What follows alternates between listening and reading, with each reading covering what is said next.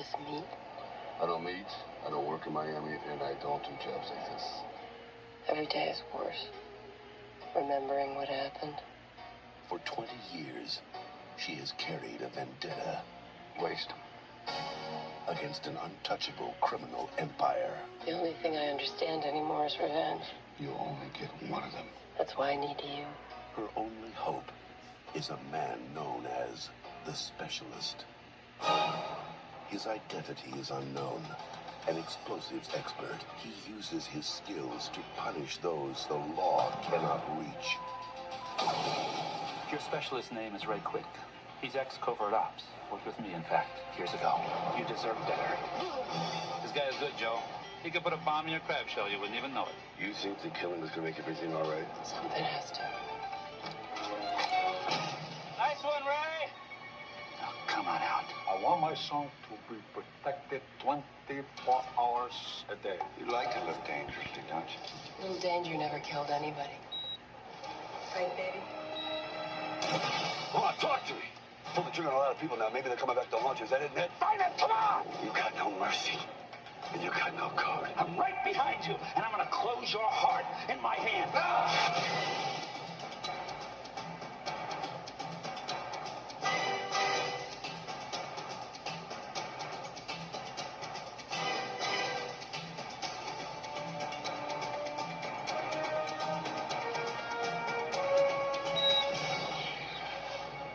The Specialist. Stallone. Stone. Yeah, you know how we were in that time period where we were getting all these action movies about bomb specialists and explosive experts and stuff like Blown Away and Speed, but Speed was a really good movie and Blown Away was not.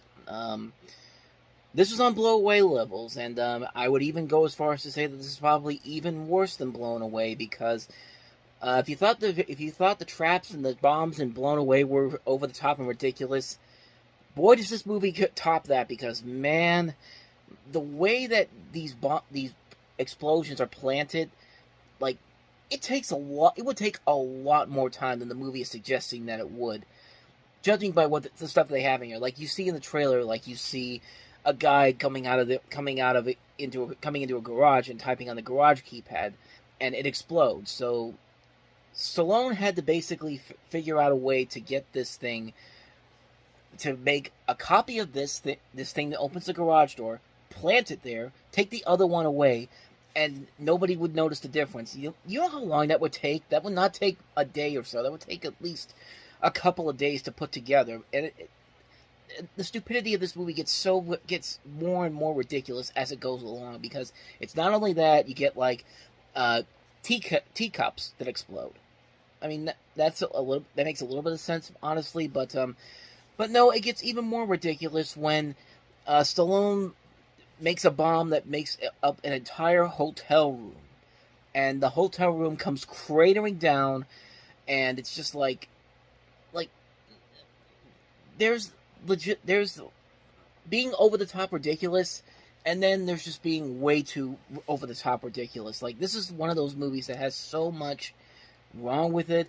There's so much there that's just all over the place. It's just like it's unbelievable that how far this movie goes. Like, and it's not even that. It's just the whole thing just doesn't work. You have Rod Steiger with this terrible accent that he has throughout this movie, and it's just like Rod Steiger can be a great actor, but man, this accent he gives is just so cartoonish and over the top. It's so ridiculous, and because Sharon Stone is in it, and apparently every movie that Sharon Stone was in after Basic Instinct, we got to have her naked. We got to have her in an erotic sex scene with somebody, and that means yes, we get to see Sylvester Stallone's ass. Which, I mean, don't get me wrong. Back then, he was a good-looking person, but I don't know. Like I don't want to see. It's like it just feels kind of forced in. Is what I'm trying to say. It's just like it's thrown in there because Sharon Stone was in Basic Instinct, and we got to put her in these erotic situations in every movie that she does after this, because heaven forbid she can't just act in a regular movie. It's quite simply, and the movie is just so ridiculous. The only thing that makes the movie stand out is James Woods. Like he's the one who's so committed to this, and he has some of the best he has the best performance in the entire movie because it's pure James Woods. It's what you expect from James Woods. He's angry. He's speaking loud. He's like over the top. He's being very comedic while also being very threatening. It's everything you asked for in a James Woods performance, and that's the one thing in this movie that holds up. That holds up in this movie. He's the one thing that keeps this movie at least somewhat watchable. But other than that, though, this movie is just a huge mess of a film. Like, it gets so ridiculous, these traps, and they try to make Stallone's character the good guy in this whole situation in the beginning of the film. It's just kind of like, I mean, you're making bombs. You're making bombs, and it's just like, that's hard to make a character likable unless you have a really good angle to it. And this movie just does not have that angle whatsoever. It's a film that's just, it's so ridiculous. It's so stupid. And not in a good way. Like, it's really, I mean, it's hard to believe that this movie made Blown Away look like Speed by comparison. That's just, yeah, that's pretty much all I got for you on that one. That's The Specialist. So, let's move on to the other big new release of the weekend, and that is Marissa Tomei and Robert Downey Jr. in the romantic comedy Only You. Faith had always believed in romance, I'm getting a name.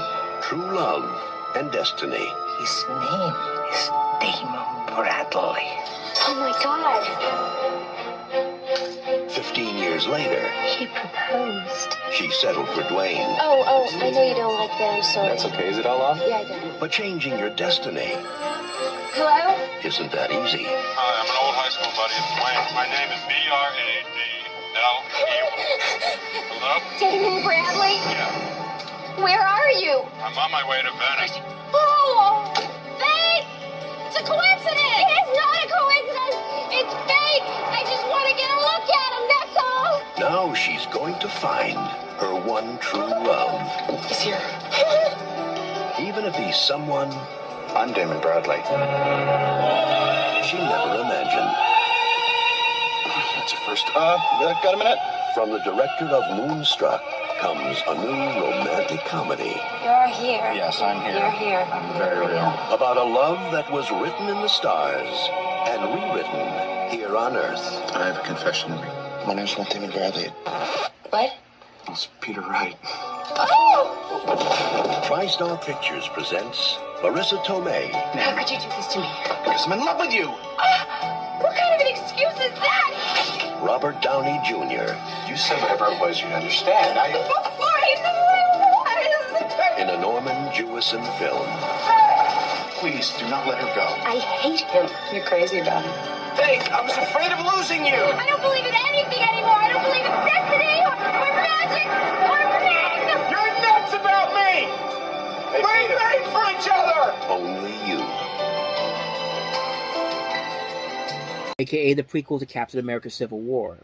Obviously because, Robert Downey Jr. is Tony Stark and Marissa Tomei was Aunt May in that movie. And, yeah, I threw that in there. But this is Only You. It stars the two of them. You also see Bonnie Hunt in there. And usually she can be very good in movies. And she fits the role in here very well. The movie overall is an enjoyable little film. I think it takes its plot that seems very ridiculous. It seems formulaic. It seems too much of a romantic comedy cliche. I think it does just enough, and I think it works because the chemistry between Tomei and Downey Jr.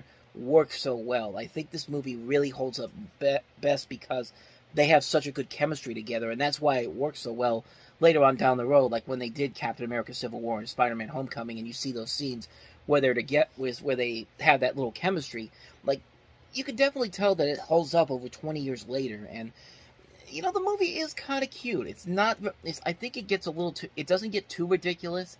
It could have easily gone off the deep end, but it does kind of work. It works because of the performances all around. It works because it's a very intriguing story. It's a nice idea about this woman who seems like she's destined to meet this one person, and then it leads her to meet somebody else entirely. And like I said, it could have easily have gone in the wrong direction, but for what it does, I think it does a good enough job of delivering what it promises. A nice little romantic comedy with some really great actors involved in here. Like you said, Marissa Tomei, Robert Downey Jr., Bonnie Hunt. You also have Fisher Stevens.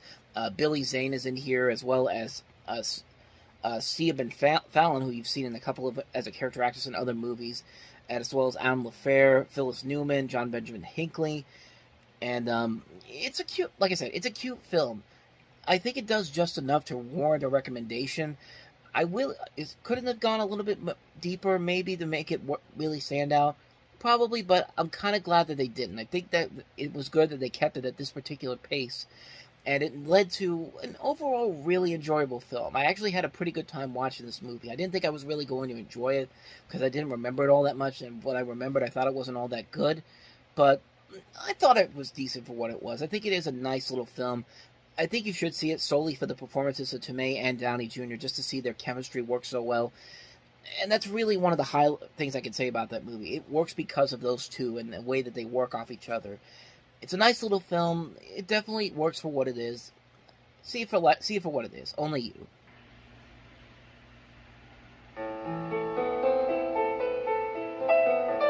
Miramax Films is proud to present one of the most celebrated motion pictures of the year.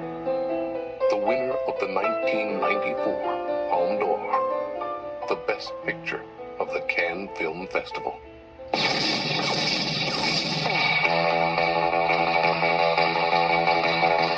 Come on, let's get in character. I'm so interested in Big Man's wife. Well, he's going out of town, Florida, and he asked me if I take care of her while he's gone. Take care? No, man. Just show her a good time, make sure she don't get lonely. Girl, you see, this is a moral test of oneself. I do believe Marcel, as my husband, your boss, told you to take me out and do whatever I wanted. Whether or not you can maintain loyalty. Night of the fight, you may feel a slight sting. Pride only hurts. It never helps. In the fifth, your ass goes down. I have to say, you play with matches, you get burned. We should have shotguns for this kind of deal. We're in a lot of danger, aren't we? I'm prepared to scour the earth for that. Oh, I'm sorry. Did I break your concentration? Get down, get down. You got a corpse in a car, minus the head in the garage. Take me to it.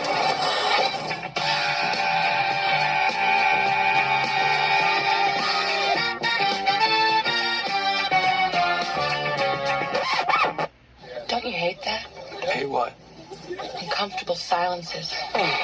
John Travolta, Samuel L. Jackson, Uma Thurman, Harvey Keitel, Tim Roth, Amanda Plummer, Maria de Medeiros, Bing Rames, Eric Stoltz, Rosanna Arquette, Christopher Walken, and Bruce Willis.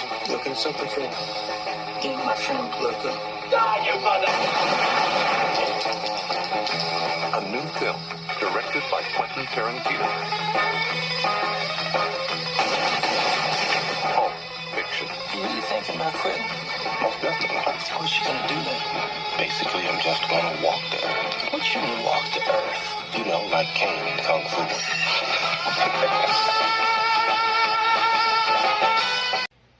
I mean, honestly, do I really need to say a whole lot more about this movie that hasn't already been said already?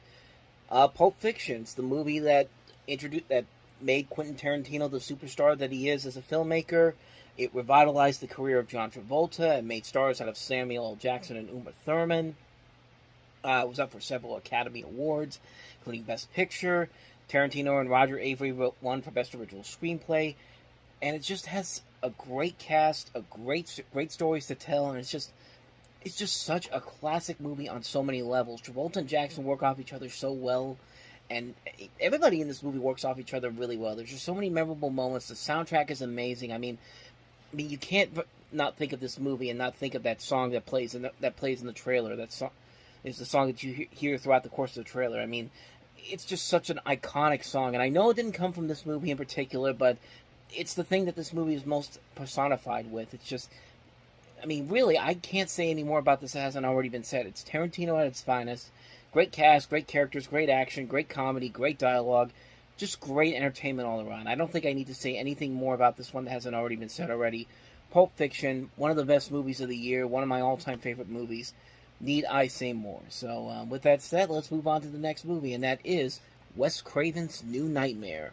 I'm doing a a film about my nightmares as I'm dreaming them. In order for the movie to continue, it was dependent on me having more nightmares. Well, fortunately, I did. I'm a little frightened by what Wes may have tapped into. I frankly felt that it was over when we did the final nightmare.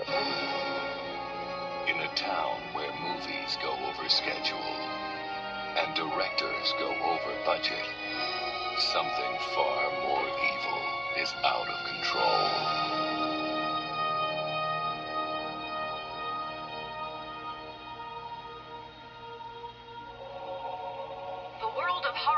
Suffered its own terror today as two of Hollywood's best-known special effects technicians were found dead. Part of the theme of the movie is becoming like part of the making of the movie.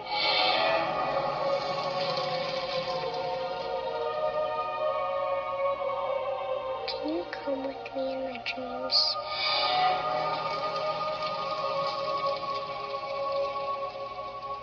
I think that only happens in the movies. What happens when the story dies? The evil is set free. Now that the films have ended, the genie's out of the bottle. That's what the nightmares are telling me, and that's what I'm writing. This is still a script we're talking about, right, Wes? You've decided to cross over out of films into our reality. The only way to stop him is to make another movie. Oh, my God. The bad man's getting awful close. You're gonna have to make a choice. What kind of choice? Whether or not you're willing to play Nancy one last time.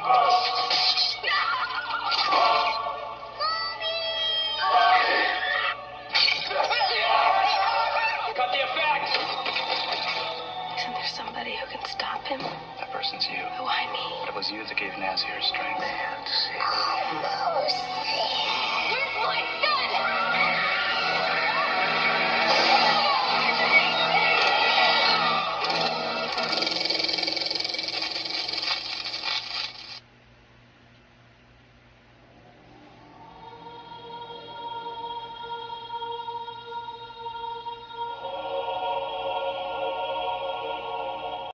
Talk about a clever revival of the Nightmare on Elm Street series. I mean, the series had pretty much ended on a kind of a sour note. Certainly not the way that I think Wes Craven intended it to end on, but with Freddy's Dead: The Final Nightmare. But man, this is a nice turnaround. Not only making this character terrifying again. I mean, Robert Englund really goes in on this, but creating a new, refreshing take on how to do this type of a story. It's a standalone film, even though it is the 7th installment of this series, but it's basically depicting as closely to what Wes Craven originally intended with Freddy Krueger, being much more menacing and less comical with an updated attire and appearance, and the fact that he's able to get all these people back from the first movie, like Heather Langenkamp is back in this, so is John Saxon. You also see some other names in here. Tuesday Night, Robert Shea and Lynn Shea from New Line Cinema is in this movie as well. The head of New Line Cinema and his wife, and it's just a movie that's just so cool and so interesting of a different take to take on, and it still terrifies the crap out of me after all these years. I mean, that opening scene where the Freddy claws come to life and start killing people, it's just like, ugh, it's just terrifying, man. And of course, you can definitely see a lot of the influence that will later come from Wes Craven with his next film, which would be actually not his next film. Certainly not his next film, because his next film is Vampire in Brooklyn. But the movie that came after that, and that was, of course, Scream. And that was also kind of a meta-slasher film. So this is definitely a precursor to that movie, to say the least. And we'll get to that one eventually, too. But this movie worked pretty well. It's a shame that nobody went to go see it. I think most people were done with Freddy Krueger at this point, but at least Wes Craven gave this character one last good scary note to go off on, because, man, this movie really does work in a very creative and very unique way.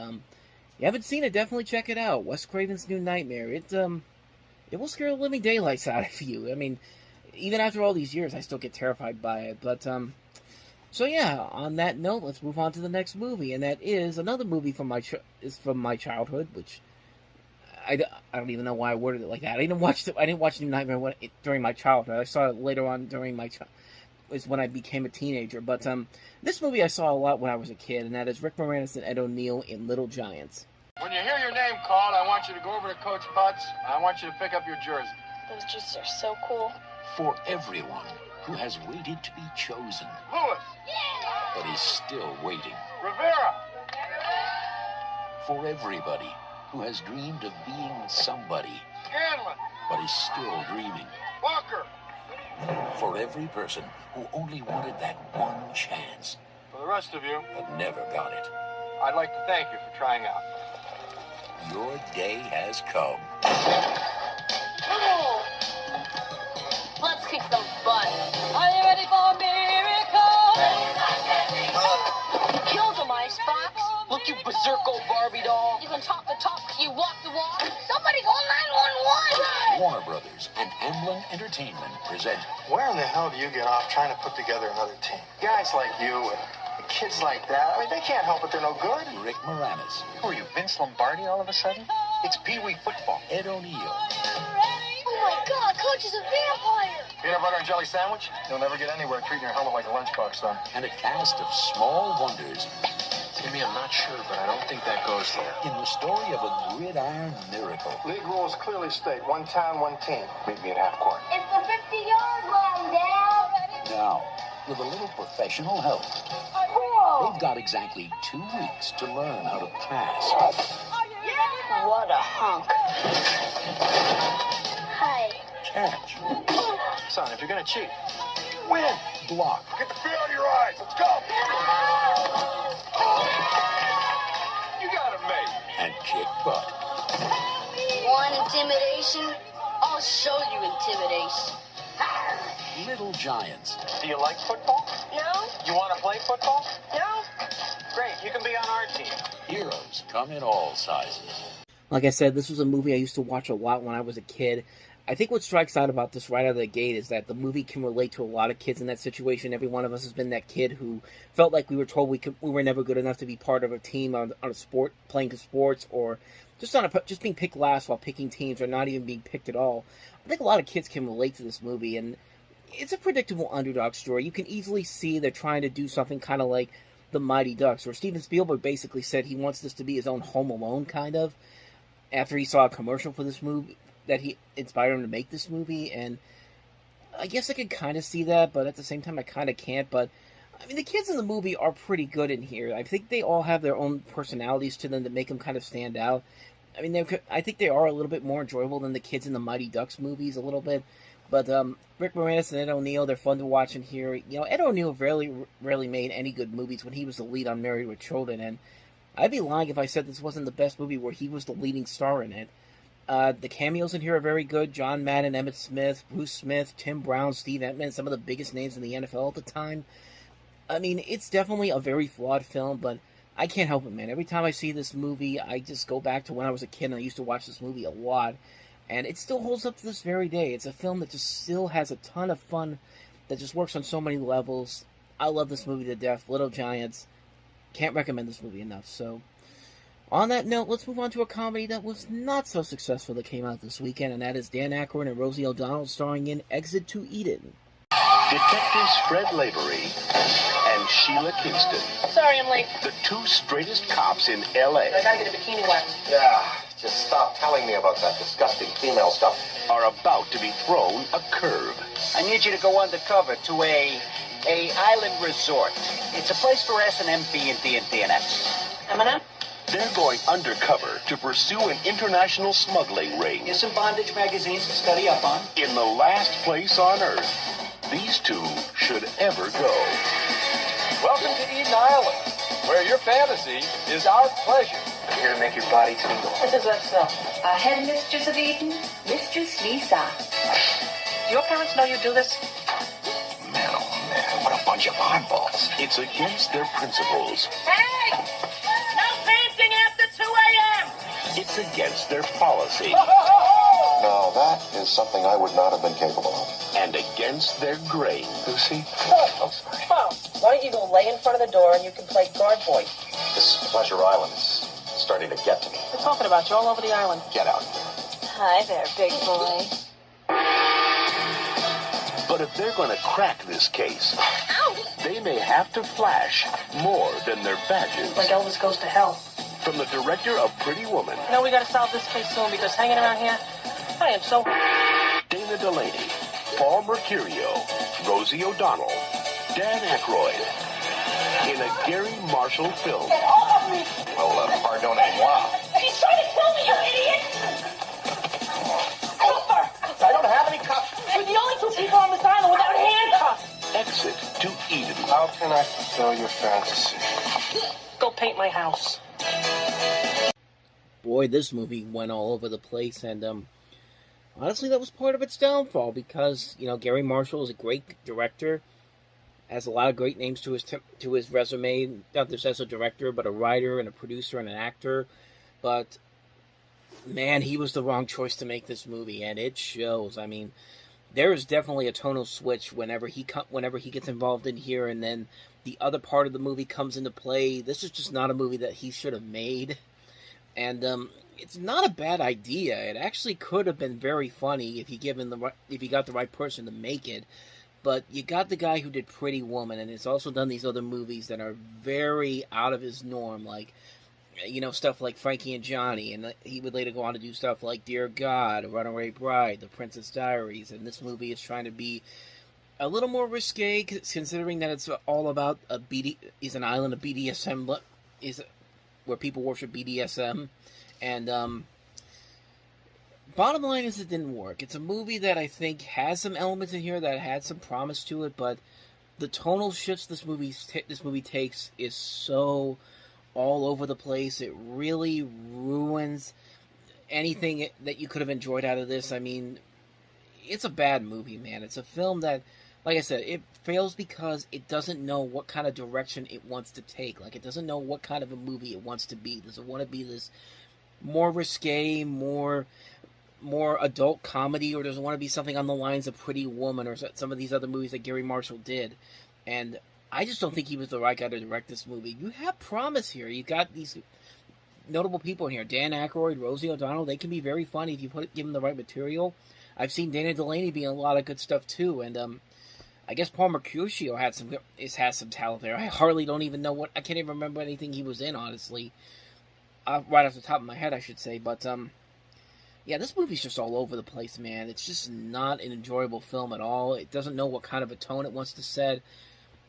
And you could just tell why it didn't succeed at all. It's a film that was largely forgotten and ended up on many Worst of the Year lists, won some Razzies, and you can definitely see why, because, man, this was just a miscalculation on so many levels. Some potential there, it just didn't work on any level whatsoever. So that's Exit to Eden. Let's move on to the next movie that we have here, and that is the Browning version. Mr. Crocker Harris is resigning because of ill health. He's been with us for 18 years, and I'm sure we're all very, very sorry to lose him. And of course, we'll be sorry to lose his wife also. She's endeared herself to us all so much. What's up with Croc? Why isn't he forced to retire? It's his heart. It can't be his heart. He hasn't got one. You have obtained exactly what you deserve. No less, and certainly no more. She was in the library once. She bent over. No bra, nothing. Gorgeous. We must keep our bodies in shape, mustn't we? The word is, Mrs. Crocker Harris is having it off with somebody. I think we should tell him. What are we talking about now? Marriage, divorce? I'm talking about us. You know, I think I could have forgiven you anything if you'd have just once said no. You know, not just to me, but to every setback you've ever had. You've been treated badly, sir. Not just by the school. You could still find someone who will care for you. Be faithful. Never, never presume to know the secrets of a marriage. Andrew doesn't need sympathy. He only hates you. It's his strength. Paramount Pictures proudly presents four-time Academy Award nominee Albert Finney, Greta Scacchi, and Matthew Modine. I am sorry. I'm sorry because I have failed to give you what it is your right. Demand of me sympathy, encouragement, humanity. In a powerful story of a classical man confronting a modern world, the Browning version. So this is directed by Mike Figgis, who would later go on to direct Leaving Las Vegas. It stars Albert Finney, Greta Scacchi, and Matthew Modine, based off of a play from 1948 by Terence Rattigan, was previously adapted to film but in another form and about 3 years afterward. Honestly, I don't really know too much about it because I've never seen this movie. I can't really comment on it too much, but with a cast like that, Albert Finney, Greta Scacchi, Matthew Modine, you have Julian Sands in there too. I don't doubt that this is a good movie. I really think this could be a pretty decent film. I've never heard it. I've never heard about it, but yeah, that's pretty much all I got for you. I don't have anything more I can really add to it, but I mean, with a cast like that, and considering what is the director involved here, I have no doubt that it's not a bad movie. I have no doubt it's not a good movie. It's not a good movie, I should say. What am I trying to say here? I have no doubt in my mind that this is a bad film. Maybe that's what I want to say here. It could be a really good movie, but basically I was just filling that time with those mispronunciations. So yeah, that's the Browning version for you. So let's move on to the next movie, and that is Harvey Keitel in Imaginary Crimes. See the movie the critics are calling a definite winner. I've got some big news for my gals tonight. Our ship has come in. I like it when the ships come in, Daddy. A classic. So far, the only one I see putting up any cash is yours truly, and it's starting to make me a little nervous. Harvey Keitel's performance is astounding. I stood by you girls, and now I'm asking you to stick by me. Imaginary Crimes will capture your heart. Baby, a deal this good comes along once in a blue moon.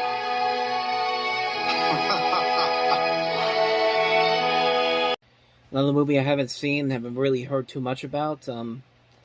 Looks very interesting. Like, it's a very different movie for Harvey Keitel, which is it's a role that doesn't usually fit what I'm used to seeing from Harvey Keitel. So, could be pretty interesting. I mean, I haven't heard anything bad about it from the stuff that I've seen for it.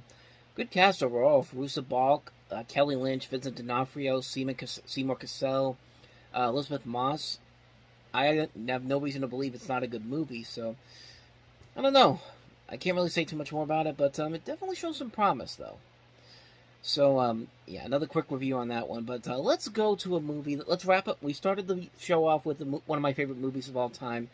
Let's end it with one of my favorite movies of all time, and that is, of course, Hoop Dreams.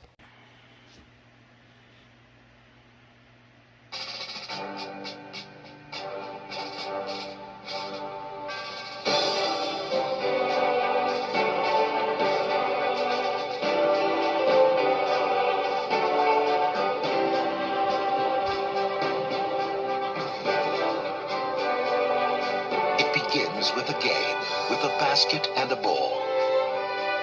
It becomes a journey of heartbreak and hope, from city streets to the brink of fame.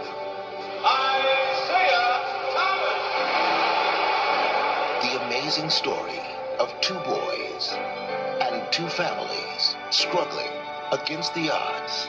My mother, God bless her, she's always said to me, this America, you can make something of your life.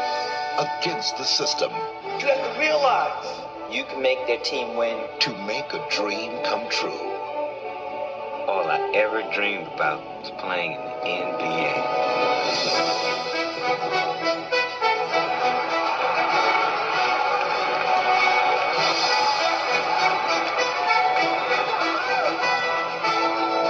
People ask me, will I remember them if I make it? I tell them, will you remember me if I don't? Hoop Dreams. An extraordinary and true story. A unique motion picture experience. So Hoop Dreams is basically a documentary. You're following these two African-American teenagers who they're both recruited by a scout from St. Joseph High School in Westchester, Illinois, William Gates, Arthur Agee, and they both come from very poor neighborhoods, and they take 90-minute commutes to school, endure long and difficult workouts and practices, and having to accumulate it to a foreign social environment. They struggle to improve their athletic skills in a job market with heavy competition. Along the way, their families celebrate their successes and support each other during times of economic hardship caused by the school change. Honestly, this movie has a lot of issues that can be relatable today. Race, class, economic division, education, values in contemporary America. And a lot of these issues are very relatable even by today's standards, but what I think works about this movie so much and why it's one of my favorite movies is how it plays out. It plays out very realistically. It doesn't force out the harsher aspects of life. It plays it all the way out. Regular people would act in a situation like this. You become really invested in these two kids, and you want them to succeed and how they've lived, and you don't, and how they, because of how they lived, and you don't see somebody just faking their sympathy for the sake of a documentary. It's all very real. It feels very realistic and rewarding to see these two real-life families acting like normal people. And probably the most shocking thing about this movie that works so well is that it's nearly 3 hours long. I mean, you never get bored watching this story. You're so invested in what's going on with these characters that you lose track of the time. And it never really you really never get the sense that you're sitting here for almost 4 hours watching this. And it works so well. This is directed by Steve James, who has this very cinema verite style way to his documentaries and unique styles. And he did it with Life Itself, the Roger Ebert documentary a couple years ago. And it's a shame that this movie never got the proper respect it deserved. I mean, it had huge critical acclaim. It was a box office success, and the Oscars completely snubbed it. They completely snubbed it, only giving it a Best Editing nomination. And one of the biggest, and it was just a part of the documentary branch at the time. Like, they purposely gave this movie the lowest rating they could possibly do, so this movie couldn't get nominated, and they would nominate a generic documentary. And it's just like, it really doesn't make a whole lot of sense why they did that, because this is such a unique documentary that's so different from the rest of this. But it led to a major outcry about the changes in the nomination process, and they actually changed the rules for this. And you can go back to this theory to a number of things, like the fact that Community, the TV series, never got any nominations, even though it was highly praised as a TV show, and never got a single nomination when that show was on the air. And I still hold by my theory that the Emmys did the exact same thing to Community that the Oscars did with Hoop Dreams. It never got a nomination because the people were tired of the series getting snubbed over, but they just kept doing it anyway. But it just proves that you don't need an abundance of talking heads to make a good documentary. And Hoop Dreams is one of the first documentaries that really gave me something entirely new and became great. It's a film that just still holds true to me after all these years. It works because you become invested in these main characters. You see families acting like real families. You don't see obnoxiousness for the sake of being obnoxious. You see anger when it needs to be there. You see joy when it needs to be there. You don't care it's over 3 hours long because you're loving what's going on. That's what makes this movie so great. That's why it's one of my favorite movies of all time. It takes chances, but at the same time, it doesn't lose sight of the messages it's trying to bring out. It's a classic movie on so many levels. I know a lot of people may have never seen this movie, but please go out and see Hoop Dreams. You will not be disappointed by what you see here if you go into it on the right note. It's a fantastic film. Can't recommend it enough. Hoop Dreams. If one of us doesn't show, we're not going to pester each other, okay? If you're not there, I'll understand. I'll be there. And if you're not, I'll understand. I'll be there.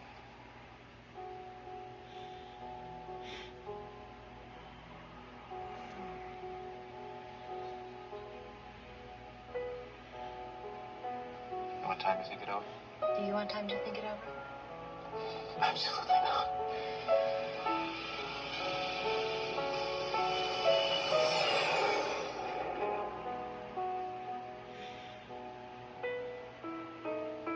He was the LA Rams' hottest quarterback back when polyester was in and we were doing the hustle. You know that I've never been faithful to anyone in my whole life.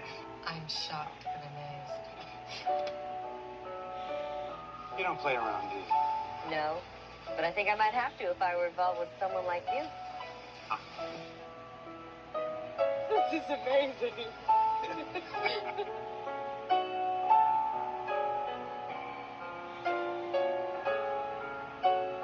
What is the deal with you? I want to simplify my life. Is that so hard to understand? Well, I understand it when it comes to my life, but this is your life. You have a great life. I love your life.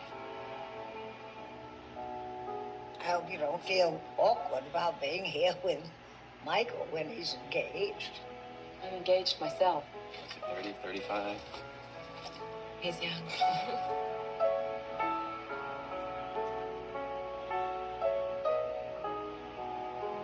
About last night, You don't want to mess up your life any more than I want to mess up mine. You do that long enough and you forget. What do you forget? What it's like to love something.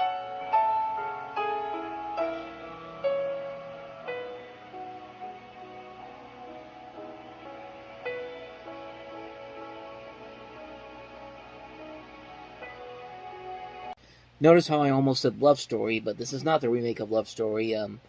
Actually, considering how remake Crazy Hollywood gets, I'm actually surprised that we haven't gotten the remake of Love Story yet.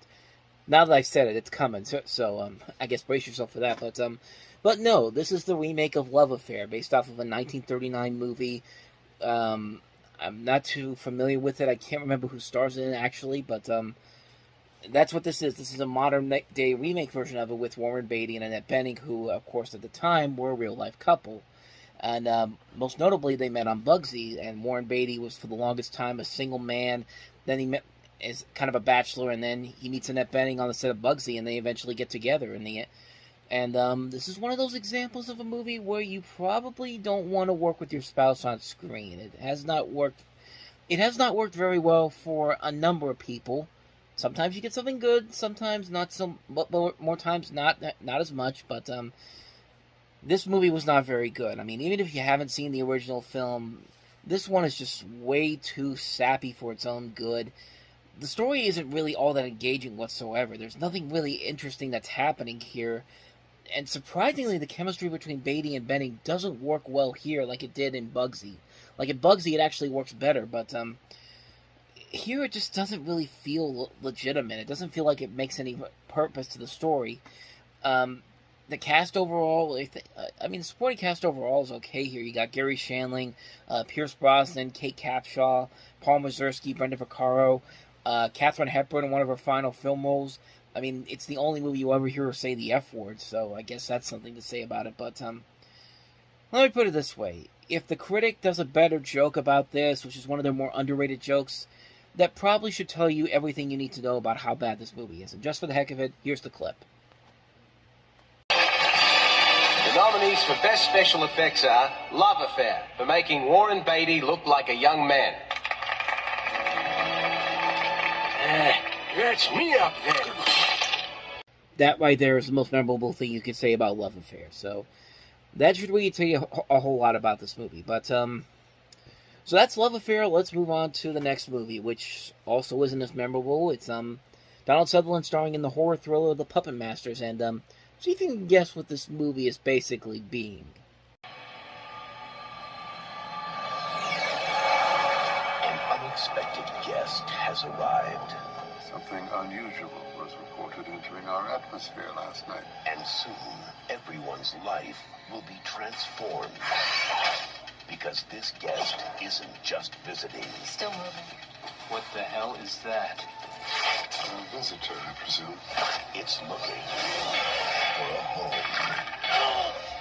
The probe penetrates the brain while these hooks lock into the spinal column. Using us like puppets? We're being manipulated. They're capable of transmitting not just intelligence, but memory. We're only human after all. Stop the alarm! Secure the building. Security! 1 day, 4,000. 2 days, 16,000. In 2 weeks, there will be more than 250 billion. You can't move unless they let you. We've lost a town, now we've lost an army. Daddy? You're using children? Cannot think of them any longer as children. You can't scream until they make you. I warned you. You can't escape when the enemy is within you. All I know is really you. If it's not, you know what to do. Donald Sutherland. Get it off him! Get it off! The Puppet Masters. It's another ripoff of Invasion of the Body Snatchers, which Donald Sutherland was in the 70s version of Invasion of the Body Snatchers, and we even had another Body Snatchers remake in this year in 1994, which was a whole lot better, but this is pretty much that movie. I mean, it's pretty much the exact same thing, and it doesn't help that there was studio interference, and that's basically what happened here. The original scriptwriters wanted to do something more faithful to the original story that this is based off of, by, who's the guy that, look at the name here, Robert A. Heinlein. And they wanted to do something that was more faithful to a story, but Disney wanted to do an adaptation that they could sell. So they basically just said, let's just make a diet version of Invasion of the Body Snatchers. Because like I said, that's pretty much what it is. It's just like, it really it takes a lot of the original story plot.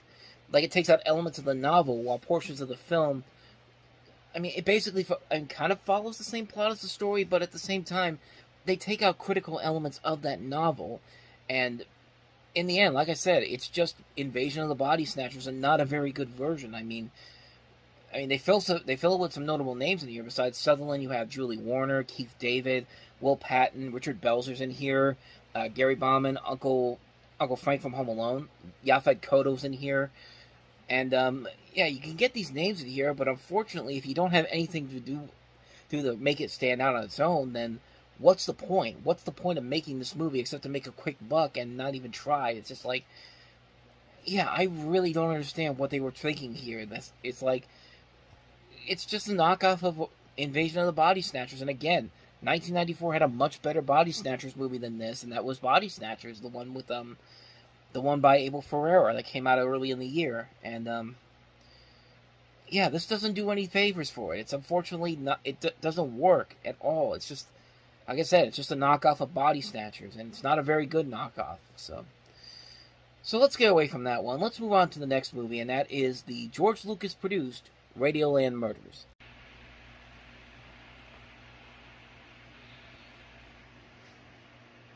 Cue the band. Get this to the actors. Cue curtain.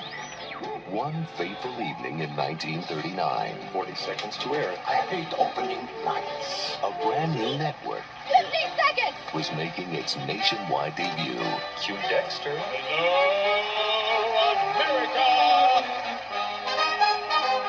We got a show, people. When suddenly, There will be no dead air on this network. Anyway! the drama came off the air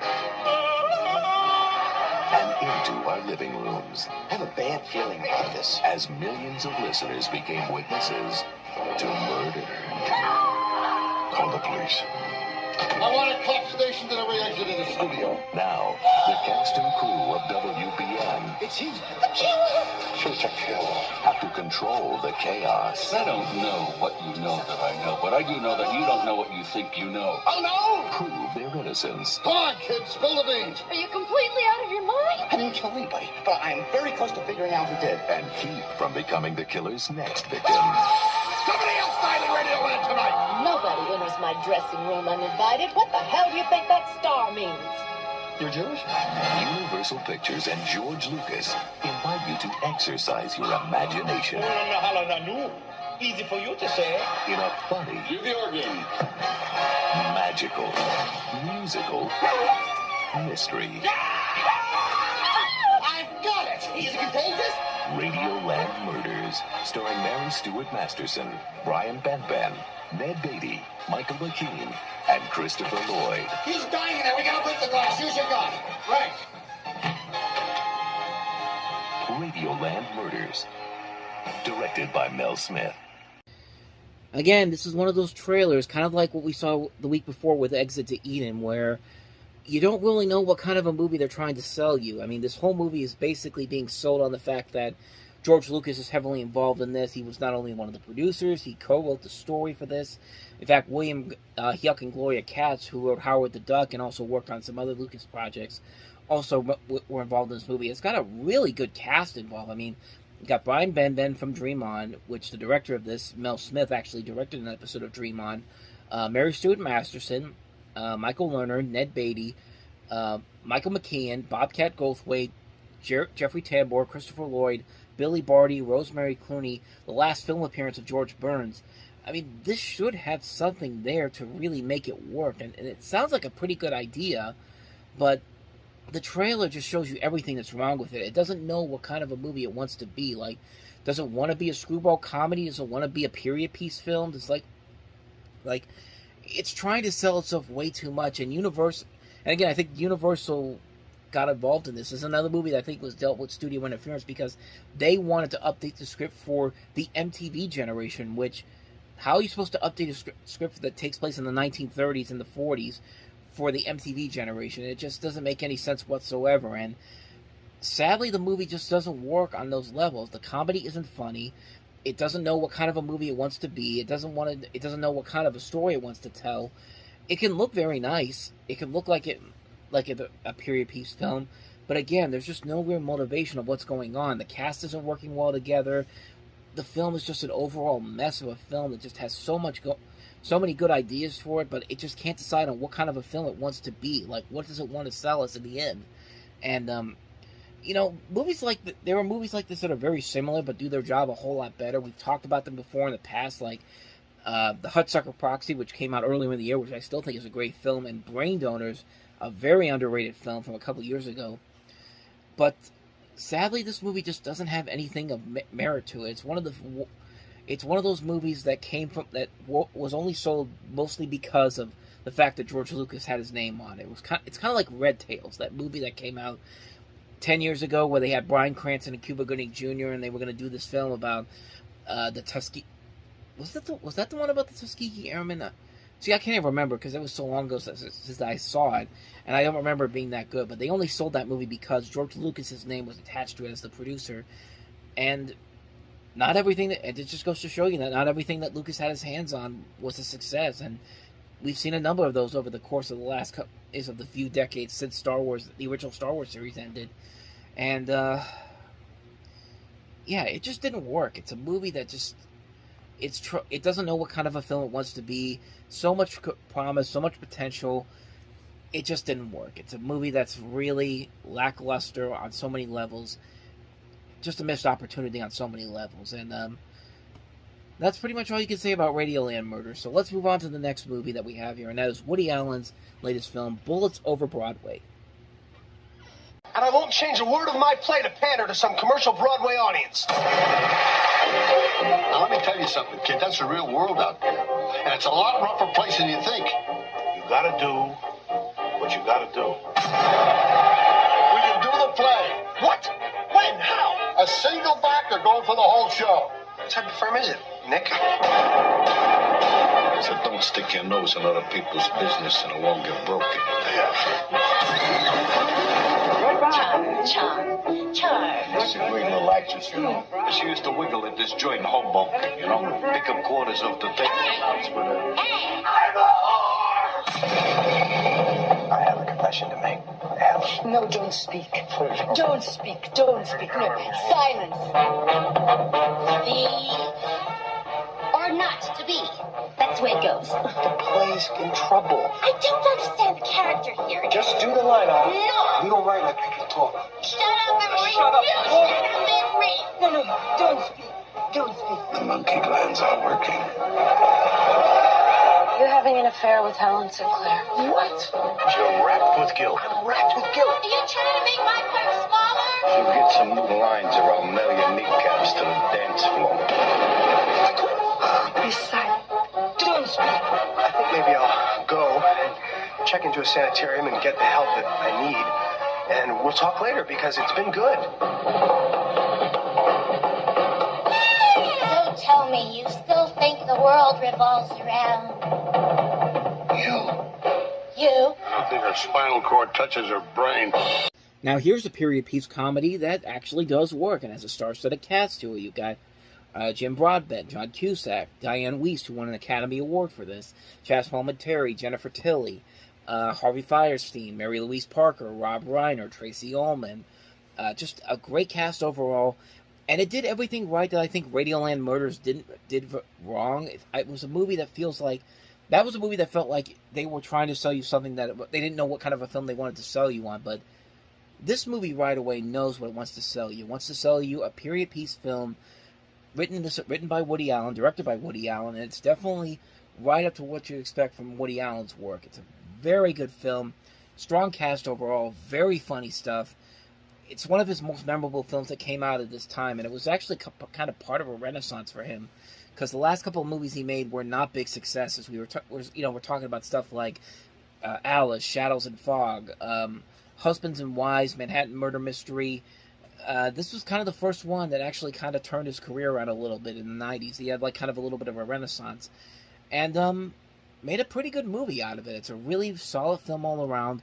Very funny, very Woody Allen-esque. I mean, if you want to see Woody Allen being Woody Allen, this is definitely the Woody Allen film to see. Woody Allen. That's Bullets Over Broadway, but let's move on to another Miramax film that came out this weekend. One I think is a lot better and has a lasting legacy for a number of reasons. Kevin Smith's first directorial film, and that is, of course, Clerks. Salsa shark. We're gonna need a bigger boat. Throughout history, they have been a part of our American life. Men and women who have made it their mission to serve their fellow man. They've worked hard enough. Isn't it time they had their own movie? Clerks. This job would be great if it wasn't for the customers. I don't bother them, and they don't bother me. I could do without the people in the video store. Do you have that one with that guy who was in that movie that was out last year? You should hear the barrage of stupid questions I get. What do you mean there's no ice? You mean I gotta drink this coffee hot? You'd feel a hell of a lot better if you just rip into the occasional customer. You're a clerk, paid to do a job. You can't just do anything you want while you're working. Hey, you open? No!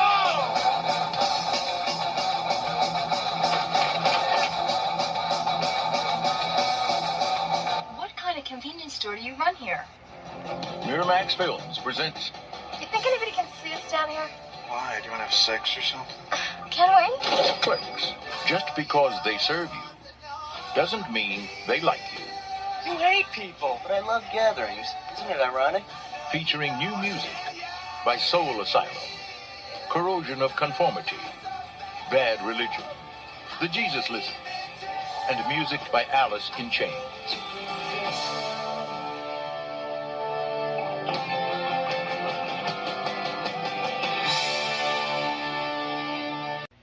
You know, considering I've worked in retail now for about 20 years, I mean, technically you can kind of consider grocery stores a retail sort of thing.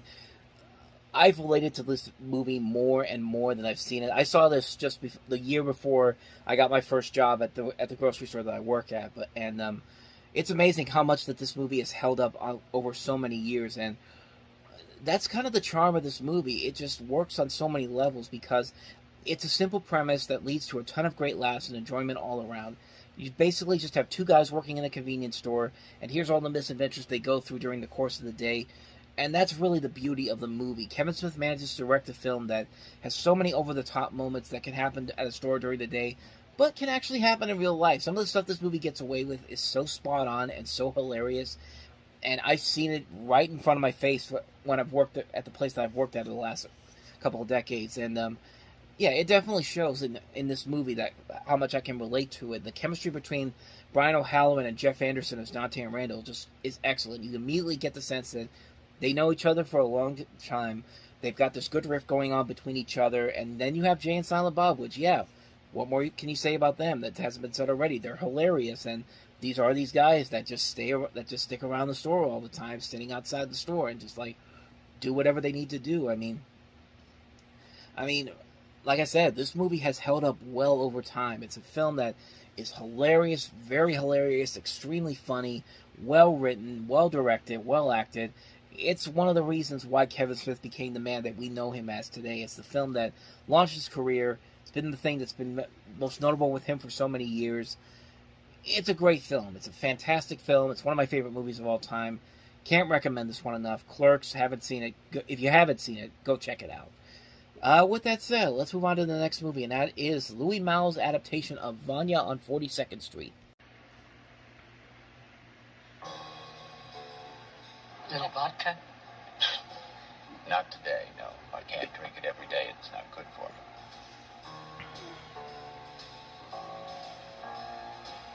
For once in your life, let yourself go. Wake up. Pulse with life. What attracts me? What attracts me? Beauty attracts me. Beauty should be pure. A face, a dress, of the mind. Let me go. Let me... God.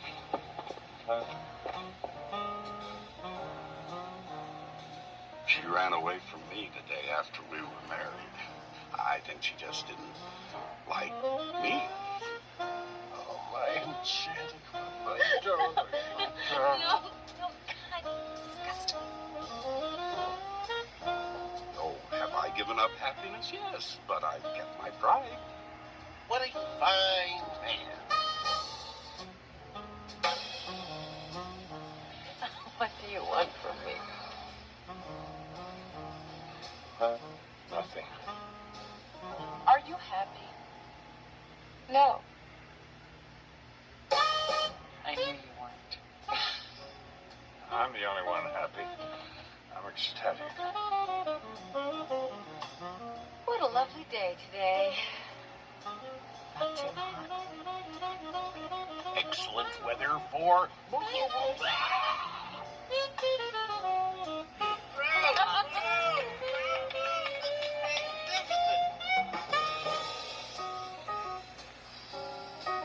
Oh, please don't leave me alone with him. He'll talk me to death. I mean, there's just so much there to appreciate. I mean, David Mamet wrote this. Louis Malle directed it. He directed the great film My Dinner with Andre. It's got most of the same people in there.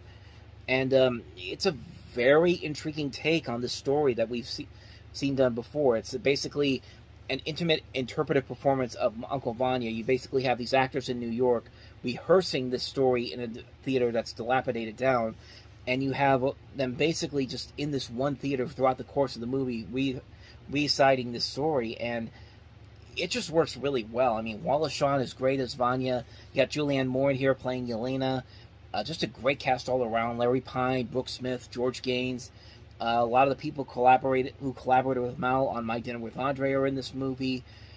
And it's just a well-made film. It's a film that just is so unique in the way that they portray the story. And you don't really think they could do something different with it, but they surprisingly do. They surprisingly make it work. They surprisingly make it very unique, very different from what you'd expect. It's a well-made film. It's an astonishing made film, a very underrated version of the story. And I can't recommend it enough. If you haven't seen this movie, definitely check it out. It's not quite My Dinner with Andre good, but this movie definitely works. This is a film that definitely works very well on its own. So definitely check it out if you can. With that said, let's move on to the last movie that we have here, and that is the French film Torment. Oh, c'est pas sa faute. Je sais qu'elle m'aime à sa façon. Seulement, quand ça la prend, c'est n'importe où, n'importe qui, les clients, le garagiste, le barman. Elle est malade. Attends, fais voir un peu, toi. Maintenant, ça vous paraît peut-être dur à croire.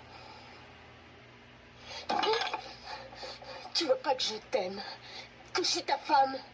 T'as vu mes yeux? Ils sont pour... C'est pour toi que j'ai pleuré, c'est pour toi. Je me disais, qu'est-ce que je vais devenir s'il ne revient pas? Sans lui, je suis plus rien. Plus rien.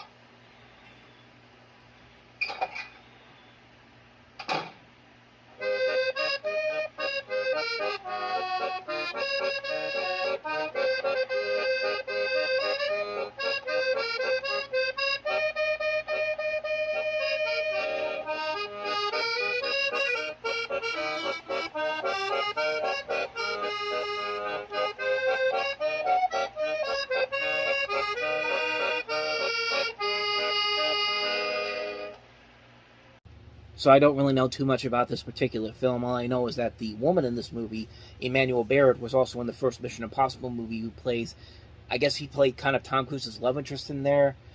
But other than that, though, I really do not know anything about this movie. But I mean, judging by this trailer, it definitely gives this idea that it's one of those movies where you have this married couple, and as their marriage goes on, they slowly but surely begin to split apart, and one person's going to make the other person's life a living hell. In this case, it's the wife in this movie, and that's pretty much all I know about it. But I mean, it looks nice. It looks like a nicely made film. That's not really a whole much more I can add to it because I haven't seen it. But so there you go. But that's Torment, or as it's called, or apparently as it's called in French, Hell. That's literally what it's called here. I'll show you. Right there, you can see. Can you see? Yeah, there you go. Hell. I just did that for nothing.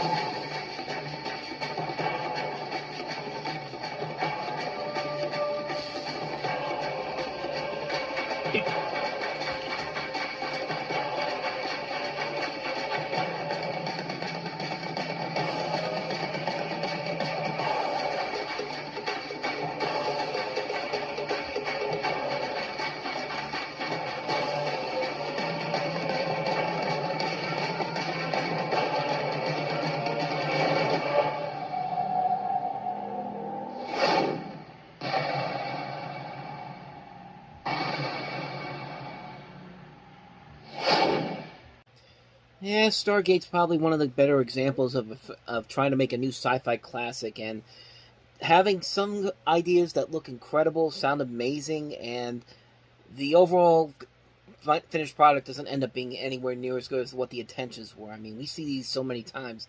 This is probably one of the best examples of it because the idea for this is so cool. You got these soldiers going into this wormhole, and they find themselves being transported to this mysterious planet and all that, and you think you're going to see something very interesting with it. And it starts off with this cool-looking image of these soldiers going into the wormhole, which, honestly, after all these years, still kind of holds up, but once you get to the actual planet and once you actually get to this world that they build, it's not really all that investing or exciting whatsoever. This is the quintessential Roland Emmerich.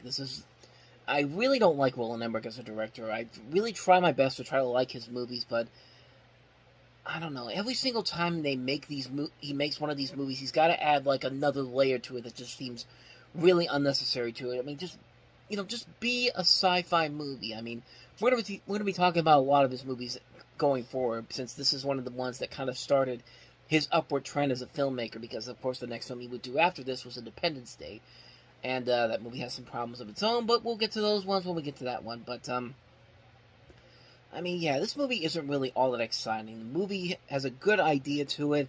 It kind of wastes a pretty good cast. Like I said, Kurt Russell, James Spader. You have Jay Davidson from The Crying Game in here. And, I mean, there's potential here. It has a good idea, but just the wrong execution. I think visually it looks very nice, but everything else just kind of like... The special effects can be very dated at times. The story is very lackluster and clunky. So are the characters. They're not really all that inventive or exciting. They're just kind of stock characters, and the thing that it ends up leading to in the end really doesn't work in the end. Like it really serves no purpose when it's all said and done. It's just like, this is really what you were setting us up for? And I'm not going to say what it is, but it's just weird. It's just a weird film. It's one of those examples of it's what I said before. It's an example of a sci-fi film that has a lot of potential to it, has a really good idea to it, but just bad execution all around. It's a film that really does not work, and it certainly, for the most part, does not hold up well over time. And yeah, this was not a very good film at all. So unfortunately, that's a pass on Stargate. So with that said, let's move on to the next movie, and that is the star-studded comedy The Road to Wellville. Mr. Kate, Mr. Lightbody. To our what? The Wellville Health Resort. A place for healing. Just relax, Mr. Lightbody. For cleansing. I like to look at the nude ladies.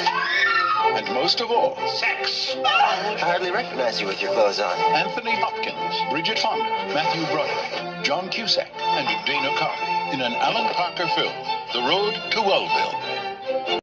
Again, kind of like Stargate, a movie that has a lot of good ideas to it, but just real bad execution and not a whole lot of good characters to go with it. I mean, you got a really solid cast here.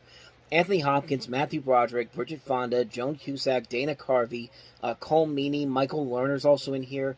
A really good cast overall. A real fun idea. You could really take a satirical concept to this, especially with Anthony Hopkins' performance in this, but it just comes off as really, really goofy, but at the same time, it doesn't really know what kind of a movie it wants to be. Does it want to be a straightforward screwball comedy? Does it want to be more like a serious drama?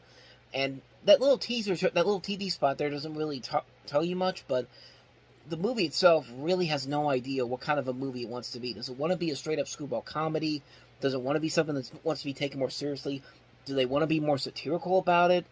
I mean, there's just nothing really there to really make you understand what they're going for here. Like, what's the end result of this supposed to be? And it would help if the jokes were funnier too, but they're not really. Dana Carvey's performance in this just really isn't all that good. And most of the performances in here are not really all that good. And this is Alan Parker. Alan Parker's made some great movies in the past. Bugsy Malone, Midnight Express, Fame, The Wall. We've talked about some of his great movies. Mississippi Burning, Come See the Paradise, The Commitments.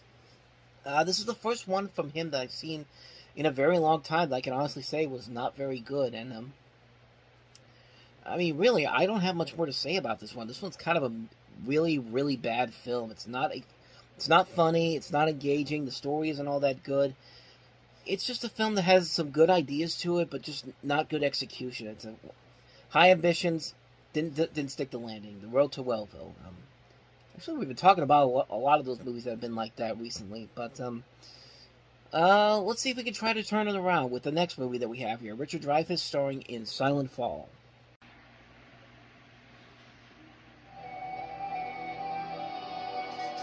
A shocking tragedy. Meet the Wardens. They have an 18-year-old daughter, Sylvie, and a 9-year-old son by the name of Tim. Put the knife down. Well, that's not going to work. He's autistic. A silent witness. I wouldn't count too much on that kid. It's not the kid I'm counting on, Jake. One psychiatrist must explore the darkness. What are you seeing in there? Primitive attempts to force or cajole him out may lead to disaster. Unlock a secret in a child's mind. For Tim, life is a game of solitaire. He sees lines of things. He sees patterns. And find a killer. Whoever did this was strong, had passion. Before the silence falls again. What happened in there, kid? Why didn't you get hurt? Someone killed my parents while they were having sex. You mean well, Jake, but you go too far. Jake, we're in this together. Not one single suspect. All families have secrets. You have to push. She was having an affair. Get me a murderer, Jake. Please, just stop. From acclaimed director Bruce Beresford comes a chilling story of mind over murder. You know, I figured out something about death. It's contagious. Richard Dreyfuss with Linda Hamilton, John Lithgow, J.T. Walsh, Liv Tyler. Silent Fall. Well, let's put it this way: if your leading kid actor has to go and visit children with autism to really understand the kind of role he's playing, and the fact that he claimed he was unaware of what autism was prior to making the film, you probably have a major problem to work with. And yeah, this is not a very good movie. In fact, you know, the idea of doing a psychological thriller with an autistic person is, I don't know why the 90s tried to make this work. This is the first of a couple that we had that had that same kind of concept. We had another one that came out a couple years after this with Bruce Willis, Mercury Rising, which was probably, but which I remember it being a little bit better, but not by that much. I mean, it would help if this story was a little bit more interesting or exciting, but the mystery here is not all that exciting, and the mystery just really, it's like if you really watch it closely, you could kind of figure out what the mystery is going to be and what the twist is going to be pretty quickly, and that's one of the major problems with the movie. And also, this is another one that wastes a pretty good cast. You have Dreyfuss, you have Linda Hamilton, John Lithgow, J.T. Walsh, Liv Tyler, and I don't know. It just didn't work for me. It just doesn't have a good idea to it. Like I said, I don't like the concept of bringing autism into a thriller like this, unless you've got the right mentality to do it and a good script to work off of. Maybe you can make it work, but in this case, it's just kind of like, it just feels really pointless. And for Bruce Beresford, who did Driving Miss Daisy, we've talked about a couple of his other movies since then. Good Man in Africa, which was not a very good film. Yeah, this was kind of his downward spiral after this point, because I think Driving Miss Daisy was kind of his highlight, really, when I really look back at some of the movies we've looked at here. But, yeah, this movie's not very good. Bottom line, the movie's not very good. So, another swing and a miss. That was Silent Fall. Let's move on to the next movie, and that is Disney's Squanto: A Warrior's Tale. The critics call it action-filled, a remarkable adventure. It's the true story of a proud young brave, born to be a leader. In an untamed land, the moment was his. I spotted a tribe. Go ashore. Until he was ripped from his world and forced into another. You can't run away from me, Indian. I own you now. Ladies and gentlemen, Squanto the Savage! Whoever this creature is, he needs our help.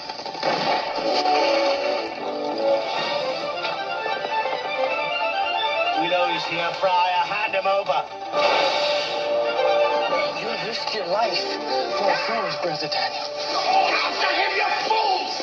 I must do the same. His courage made him a hero. Destiny made him a legend. Too much blood on this land.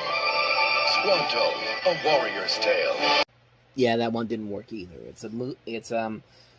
Yeah, this was not a very good movie, and it was actually one of 2 Disney movies that came out in the next year that would involve Native Americans. The other one was Pocahontas, which was a little bit more a lot more successful, but yeah, this one just didn't work. It's a movie that really, I don't think they wanted to tell a true story, a true engaging story. I think they just wanted to make something to bring the kids in here. And I mean, Roger Ebert kind of said it best. This is the kind of superficial, tidied up, idolized history that might appeal to younger viewers, but no thoughtful person would ever be able to take this seriously. And it's hard to take this stuff seriously, and unless you have something really good for it, unless you have a really good angle, a really good script, a really good direction. But there's none of that in here, honestly. It's just one of those movies that just really feels like, it just feels like they just forced it out there to try to get something out there that would become a hit, but it never did.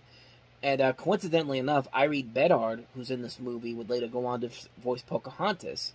Another interesting comparison there, but not even an interesting comparison, just that. Also, the fact that this came out on video in June of 1995, 3 days before the release of Pocahontas in theaters. So it just seems like kind of a pointless movie, honestly. Like, if there was a story to tell that was engaging or something unique, maybe, but I don't know. It just felt like something that just was just like, let's put it out there, let's make some money off of it, and it didn't really make that much money. It kind of failed miserably at the box office. So, and really, that trailer, you can kind of see why. So, wow, we're 0 for 4 right now. That's Squanto, Warrior's Tale. I would say let's go for it. Let's see if we can get one here, but I haven't seen this next one. It's the Spike Lee presentation, Drop Squad. We get paid to sell goods to black people. Period. By any means necessary, right? You know, we used to march to get away from stuff like that. Ain't you all got no pride? Times to have changed, huh? I don't even know you anymore. Who the hell do you think you are to pass judgment on me anyway, huh? I'm sick and tired of you acting like you're ashamed of us. I'm looking for someone from the Drop Squad.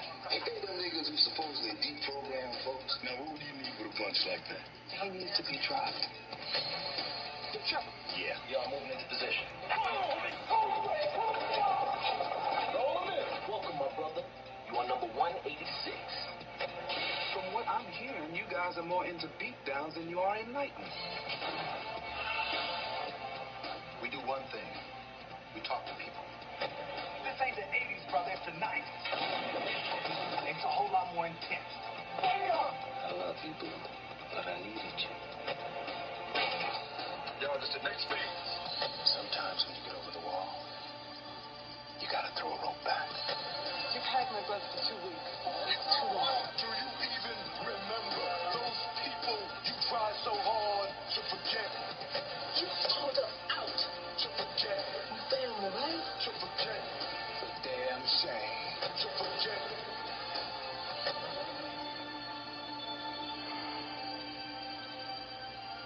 Come back, brother.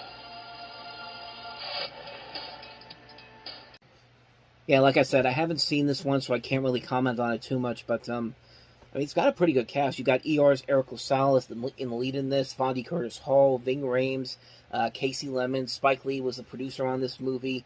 In fact, this movie was actually seen as possibly influential on the release of Bamboozled, and coincidentally enough, the movie was dropped from theaters. It played when the movie Drop Zone was released weeks later. But yeah, Drop Zone and Drop Squad are very different movies in general. But I mean, this movie looks like it could be pretty decent. I've actually seen this DVD cover, the DVD and VHS for this, several times when I've been out to like thrift shops or like the places like CD Warehouse, Cash and Culture, those places where you go buy DVDs and VHSs for old DVDs and VHSs, and I've always seen this one there. It's just something that never really got my attention right away, but I don't know, considering that cast that they have there, I wouldn't be surprised if this actually was kind of an underrated little gem here. But yeah, for the most part, I really don't know too much about this one, so I can't really comment on it too much. Like I said, I haven't seen it, but like I said, it definitely has some promise to it, just from that trailer alone. So maybe one day I'll definitely check it out. But yeah, that's Drop Squad. But let's move on to the last movie here and see if we can end the show on a much more positive note. And that is Linda Fiorentino starring in The Last Seduction. Still a lawyer, Frank? Yeah, still a self-serving bitch. Friend needs advice. I'll set it up for you. Husband and wife do a one-time drug deal. Only the wife decides the new house will be happier without the husband. Bridget! She's anxious to start spending. The husband is entitled to half of whatever you buy with that cash. For how long? Well, as long as it takes to finalize the divorce. Called 3 times since he got the paperwork. Something about a loan shark in his thumb. The $100 grand that we borrowed is $150 now, and he wants it. I'll pay off the shark. Give me a divorce, we'll be even. You get anything? She's in cow country. The first seduction was fast. You have your own place? Yes. Do you have indoor plumbing? Yes, I have indoor plumbing, I have electricity, and I have a name. It was easy. You're different than the others, Mike. I feel like maybe I could love you. But the last seduction What type of list are we trying to make? Cheating husband list. was murder. This guy in New York. $10 million payoff to the widow if he dies of an unnatural death. She's willing to give us a third. You're talking about murder. You, me, $3 million. The only loser in the whole deal is a wife-beating old bastard. You're crazy. I'm out of here, Mike. You have a way of making a woman feel like a one-way train ticket. I'll do it. I'll kill the bastard. You're up for this, right? If you find her, I'll be glad to separate her from the cash. She's here. She's in New York. Let's go for a little drive. Where does this end with you? What the hell are you doing? Linda Fiorentino, Peter Berg, and Bill Pullman in a film by John Dahl, The Last Seduction.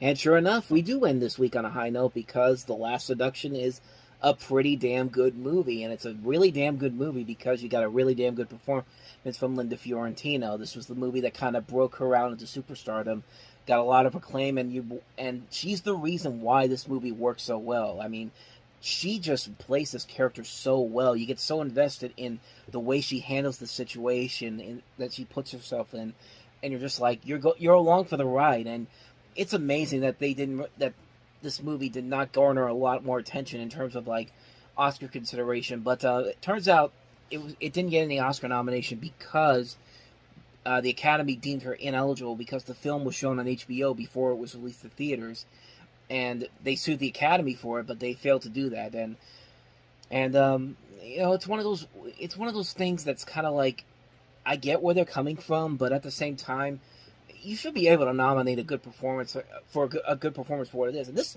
performance by Linda Fiorentino is really good. I mean, she's not just playing a femme fatale; she's actually playing a very intriguing character that you get invested in.